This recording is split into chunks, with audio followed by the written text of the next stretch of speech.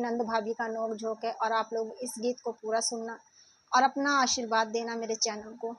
बागिया में गेंदवा शिकारी खेलना नदी, बागिया में गेंदवा शिकारी खेलना नदी, शिकारी खेलना नदी, शिकारी खेलना नदी, बागिया में गेंदवा शिकारी खेलना नदी।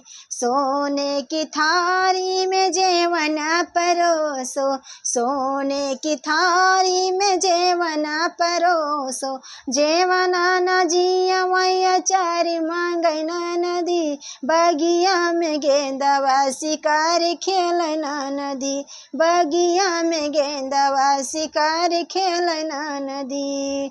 सोने के लोटे में जल भर लायो, सोने के लोटे में जल भर लायो, जलवा न घूटै गिलास मांगै नदी, बगिया में गेंदवा शिकारी खेलना नदी, बगिया में गेंदवा शिकारी खेलना नदी।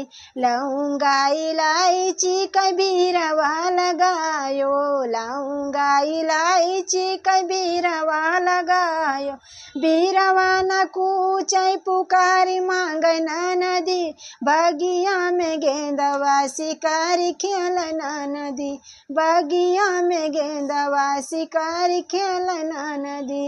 लाली पलंगिया तो सकता किया लगायो, लाली पलंगिया तो सकता किया लगायो, सेजिया न सोवै दस यारी मांगै नदी, बगिया में गेंदवा शिकारी खेलना नदी, सेजिया न सोवै दस यारी मांगै नदी, बगिया में गेंदवा शिकारी खेलना नदी, बगिया में गेंदवा शिकारी खेलना नदी।